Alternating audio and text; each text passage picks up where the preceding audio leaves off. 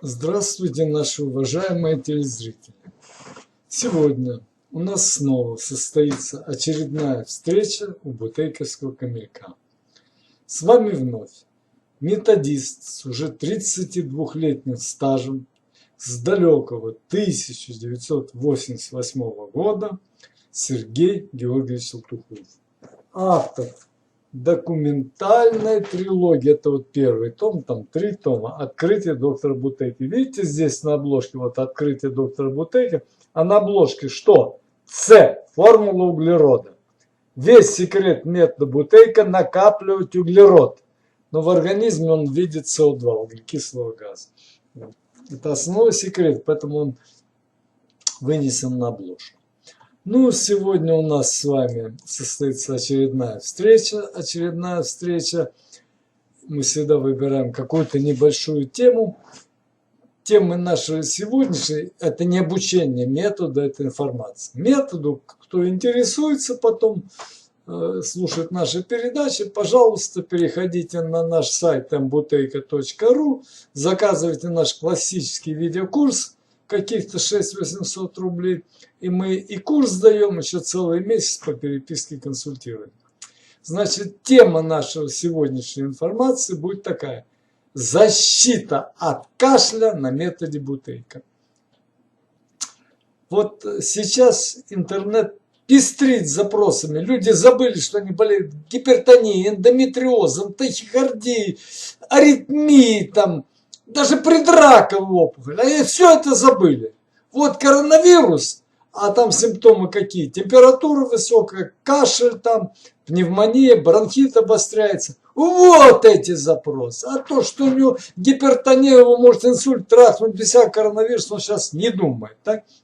Ну, поэтому приходится мне несколько статей дать, вот, отвечая на эти запросы. Вот статью «Защита от пневмонии на методе Бутейко» я дал, и информацию, ролик. Сейчас «Защита от кашля на методе Бутейко». Я дам не только теорию, я покажу даже практику защиты от кашля, но еще опять же раз говорю, что основная эта практика на методе Бутейко, а метод Бутейко надо изучать. За 2-3 минуты, ну скажу я, надо сделать в этот момент паузу. Человек и будет жить на паузах, а это неверно, пауза раздышивает. Но в тот конкретный момент кашель она помогает. Сейчас среди больных, увы, и с помощью отдельных недобропорядочных СМИ часто распространяется практическое паникерство. Мол, вот человек закашлял, и появилась температура. Сейчас в больницу заходишь, не пропускают. Температуру меряют. Тушите свет. Он заболел опасным вирусом, и судьба его теперь, дескать, незавидна. От этих слухов больные сразу заметались в разные стороны. Они теперь ищут средства защиты, ну, я говорю, и от пневмонии, и от кашля. Что здесь следует сказать? Да. Сейчас возникновение сильного кашля с температурой часто говорит о заражении столь пугающе разрекламированным коронавирусом. Для собственной же безопасности этот факт следует отчетливо осознавать. Своевременно обращаться к врачу, не затягивать. И пить те лекарства и антибиотики, подчеркиваю, коронавирус не лечится антибиотиками, но дают антибиотики, потому что умные врачи понимают, что ни один коронавирус виноват, он только провоцирует, а вот болезни, какие он провоцирует, они гасятся в том числе антибиотиками. И пить те лекарства, антибиотики, которые назначит врач. Однако, до 50%, половина благополучного исхода вашей инфекционной болезни зависит, как это ни странно звучит для многих, не только от одного лекарства, которое врач, конечно, выпишет. Половина, 50% благополучного исхода вашей своевременно выявленной болезни зависит от того, в каком именно психическом состоянии вы встретите диагноз. Если вы панически напугаетесь, то вы этим резко понизите ваш и без того ослабленный губительным глубоким дыханием иммунитет. И болезнь будет протекать тяжелее и дольше.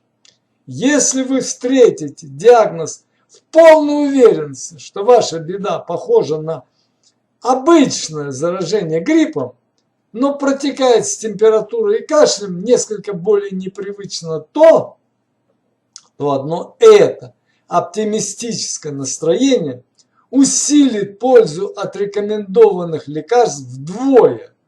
Здесь ведь что важно? Важно, как всегда, соблюсти золотую середину, не бросаться в крайности.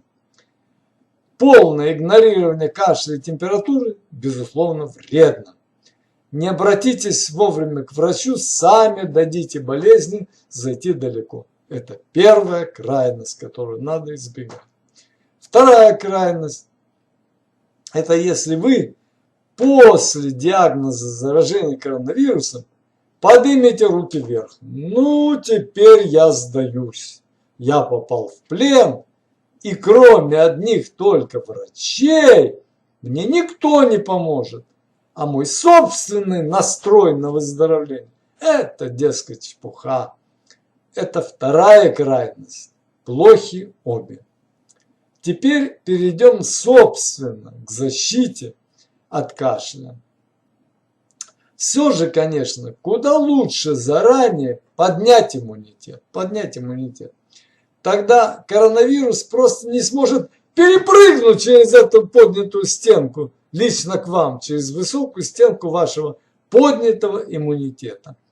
А одним из очень эффективных средств поднятия иммунитета и борьбы с угрозой кашля в том числе является безлекарственный, природный метод понижения нашего гибельно опасного глубокого дыхания поближе к естественной норме.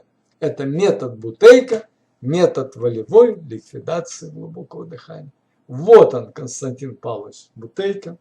Вот его знаменитый график, я вам уже говорил, что вот в своем первом томе своей книги «Открытие доктора Бутейко» я показал формулу углерода. Здесь ведь секрет открытия Бутейко. У нас не хватает углерода, мы его выдыхиваем на глубоком дыхании в виде СО2. Его надо выдыхивать, но до нормы, а мы больше. А норма это, Бутейко показал в своей лаборатории, составляет вот так. 6,5% углекислого газа должно быть у здорового человека в норме в альвеолах легких. А у нас половина, 3,74. Ну, поэтому у нас и гипертония, и склероз, и астма, и эндометриоз, пониженный иммунитет, и, естественно, вирус запрыгивает к нам, и инфекционная болезнь, хотя метод не лечит прямо инфекционную болезнь, он поднимает иммунитет, а это защита от любой инфекции. Вот, поэтому вот, это давно Бутейко показал. Вот, метод Бутейко, метод волевой ликвидации глубокого дыхания. Весь секрет спасения от опасности здесь заключается в том, что методом Бутейко мы подкапливаем, вот я опять показываю формулу углерода, содержание, подкапливание, содержание жизнеобразующего элемент, это Вернадский доказал, и величайший ученый, в организме. В организме он содержится в виде углекислого газа, СО2. Его у нас не хватает, излишне выдохали. Да, дыхание должно удалять избыток СО2 в легких. Но нам давным-давно все радиозарядки вдох глубокий 3-4 привили глубокое дыхание. Ненормально глубокое, нам его привили, оно не само появилось.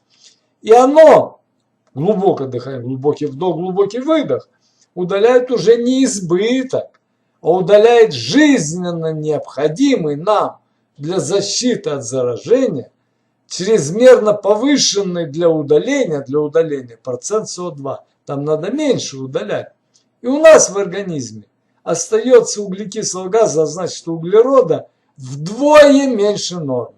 Норма 6,5% СО2, А в альвеолах легких у нас осталась только половина, 3,74 СО2. При норме она везде прописана в учебнике физиологии. 6,5%. Вам ведь никогда не читают такой ликбез. Вот сейчас зашли в больницу, раз, температурку. А, ты заразная тварь, ну тебя надо там на консервацию куда-то. Так вот. А это никто не читает. При норме 6,5 СО2, если вы дышите нормально, по бутейкам, кровь достаточно подкислена. Что такое СО2? СО2, организм состоит из воды на 80%. СО2 плюс вода, получается кислота H2CO3, она в организме. Если у вас 6,5% СО2, то кровь достаточно подкислена. А вирус, я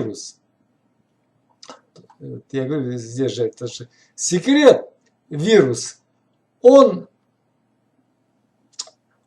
при этом, когда подкислена кровь, вирус-то боится кислой среды. И вирус гриппа, и свиного гриппа, и птичьего, и коронавирус, он боится кислой среды. Но у нас-то только половина нужной кислоты, и коронавирус перепрыгивает легко через эту только половинную защиту. И он уже быстро тогда начинает провоцировать и кашель, и температуру. Совет. А вы не ждите, когда вирус подберется к вашей только половинной стенке защиты. Изучите метод Бутейко. Это же кандидат медицинских наук, краснодипломник. Это академик Международной академии информатизации. Это десятилетний создатель и руководитель научно-исследовательской лаборатории функциональной диагностики. Это еще с 58 по 68 год она сотни больных излечила и астматиков, и туберкулезников, и эндометриозников. И вот тут Бутейко крайне в очках. Так вот вы не ждите, а изучите метод Бутейко сейчас. Он недорогой. Вот у меня он вообще 6800.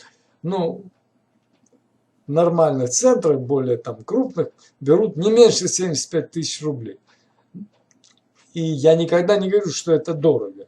Но я держу планку почти бесплатно. И эту бесплатную планку пишут. Мне сейчас вот из Уфы женщина написала. Да хочу метод Бутейко. Ой, сейчас заплатить не могу. Ну, вранье, на колбасу потратил.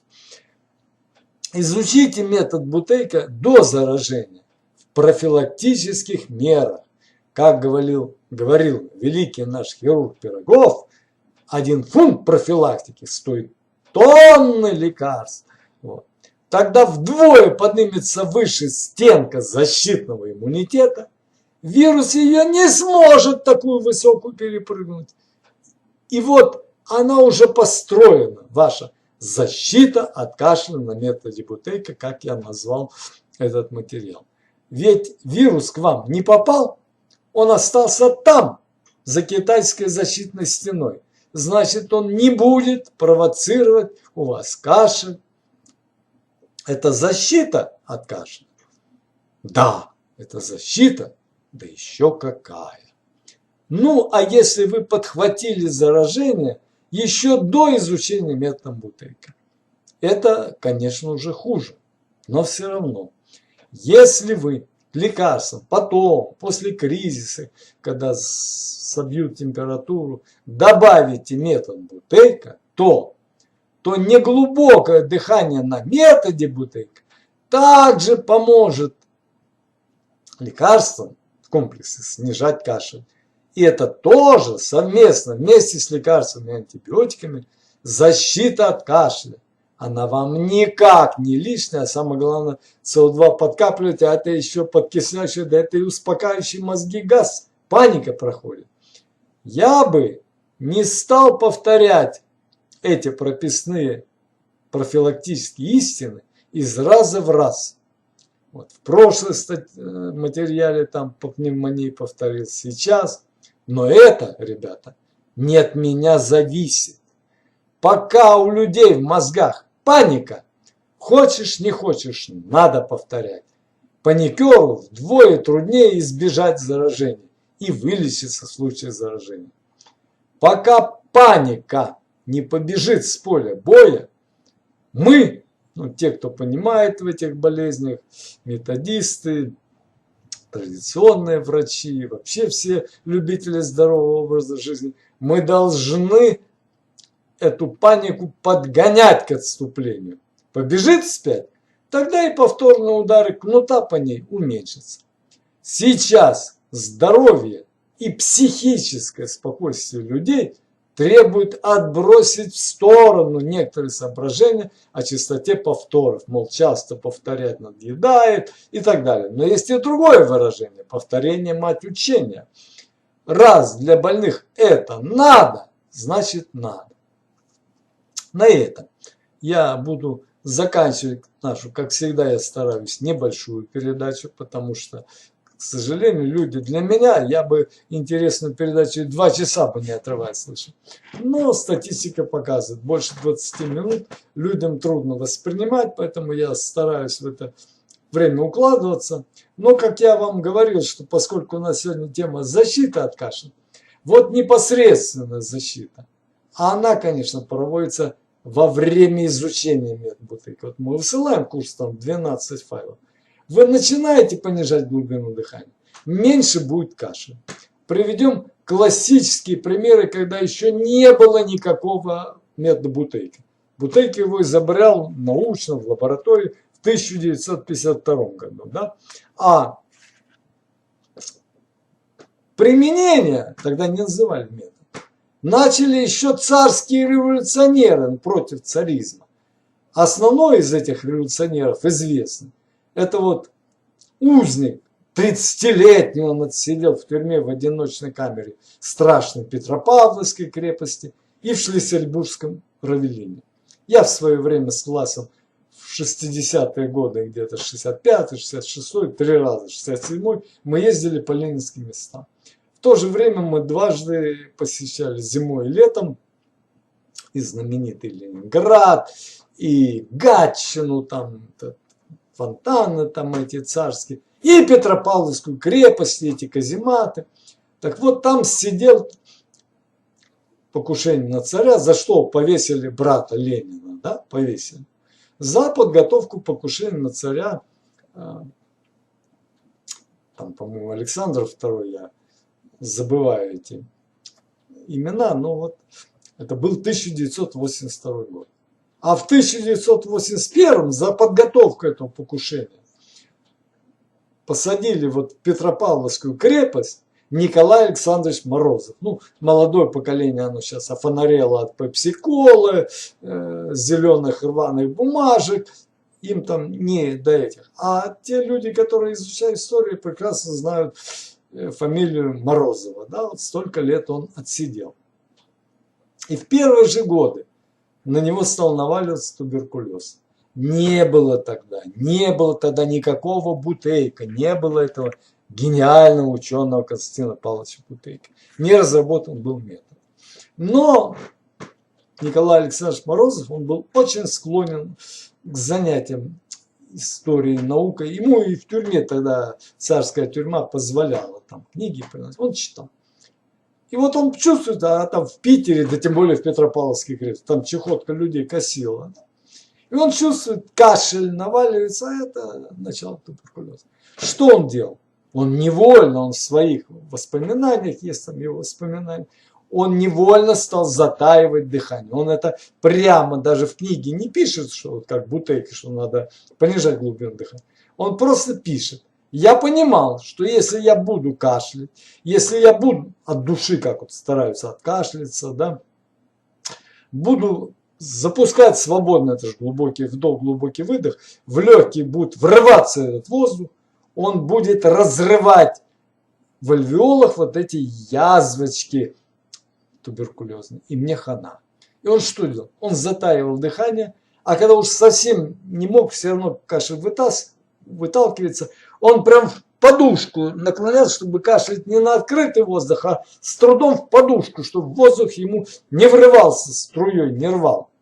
И он вылечился в тюрьме.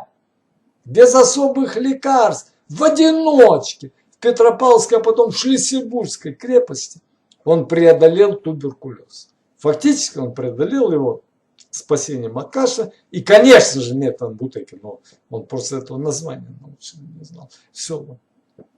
Более того, он этими знаниями поделился с другими, которые по этому делу были арестованы революционерами. Кибальчич от него научился и спас там же в тюрьме туберкулеза.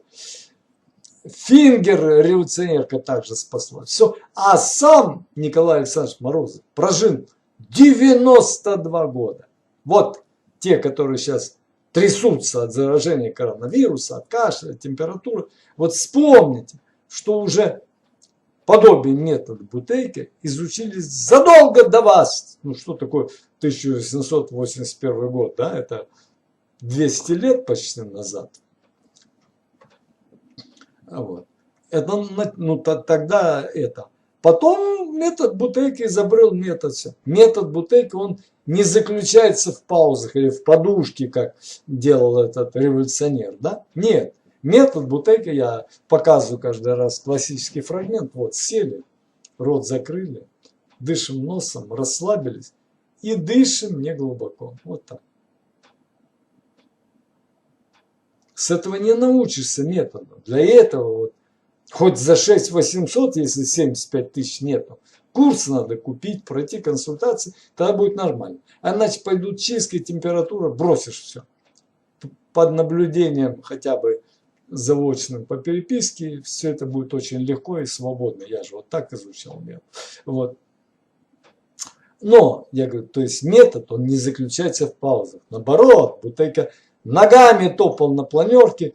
Кто считает, что метод это на паузах затычки носа, то к нему и ученик. Метод не заключается. А вот борьба с кашлем, она включает, в общем-то, есть 3 вот у меня в курсе, 3 классические тренировки в видеокурсе. Первая тренировка, что я вам показал.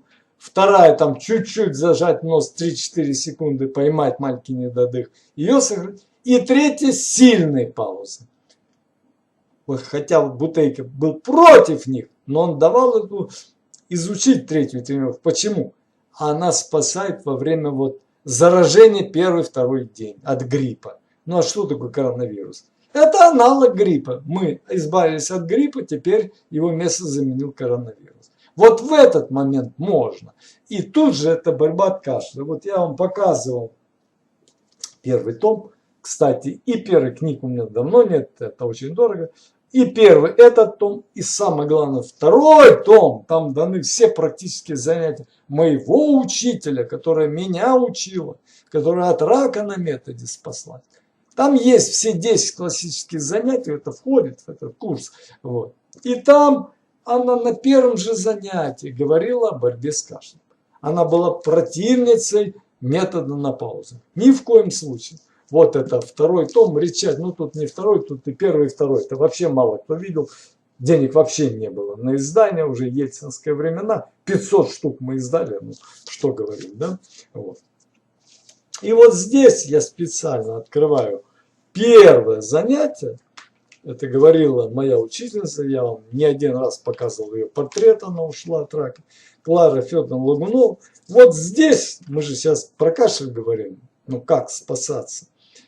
Вот ее слова. Я просто зачитаю, где вы такую книгу найдете. Но в моем курсе обе книги, а самое главное, мои консультации к нему.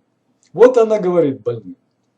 Астматикам-то хоть лекарства помогают, гормоны. А бронхитикам и этой помощи нет. Поэтому и с удушьем, и с кашлем бороться можно практически одинаково. Пользоваться паузой. Вы даже слова не понимаете такое пауза. А пауза на методе Бутейки там есть 3 видов. Первая пауза.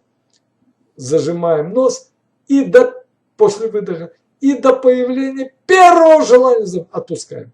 Это обычно 3-5 секунд. Контрольная пауза. Вторая пауза. Зажимаем нос. Первое желание вдохнуть, а мы не отпускаем. Второе желание, третье, а мы не отпускаем, держим до предела. Допустим, 20 секунд намеренно.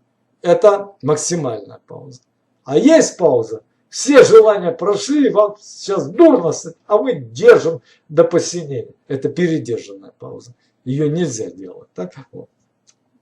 Но здесь она говорит о средней паузе.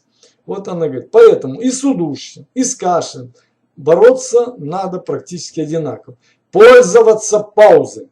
Когда начинает из вас буквально вылетать кашель, ну я говорю, надо до заражения изучать метод, тогда будет все понятно. Но если человек уже первый там признак, уже температура, кашель, и это он тоже будет использовать наряду с лекарством, но это вдвое усилит его защиту. Вот. Надо пользоваться паузой.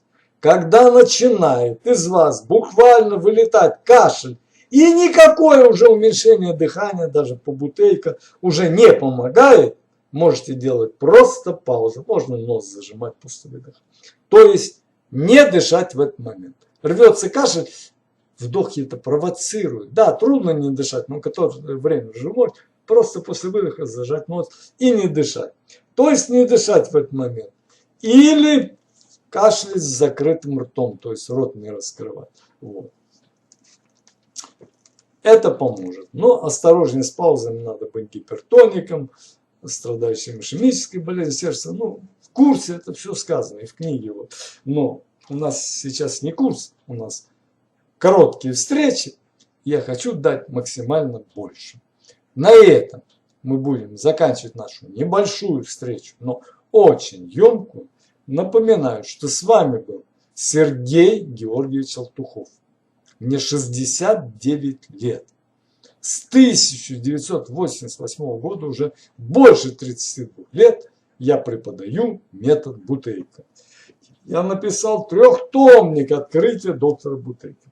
Вот если бы вот эту книгу издавали не как я, 500 экземпляров там, последние копейки, а она была бы издана в каждой стране, переведена там на русский, французский и так далее, сколько бы людей она спасла. Но разве это выгодно лекарственным олигархам? Им надо продавать свои таблетки дорогие.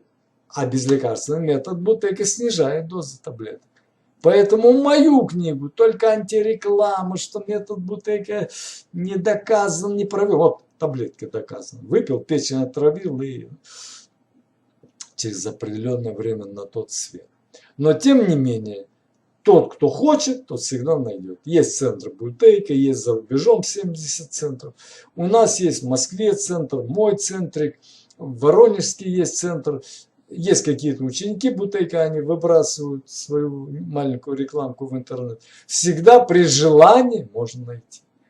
А когда вот как мне из Уфы написала, у нее бронхит, рядом с ней женщина тут же заказала, заплатила это по телефону. Я хочу, я буду. Через 3 дня.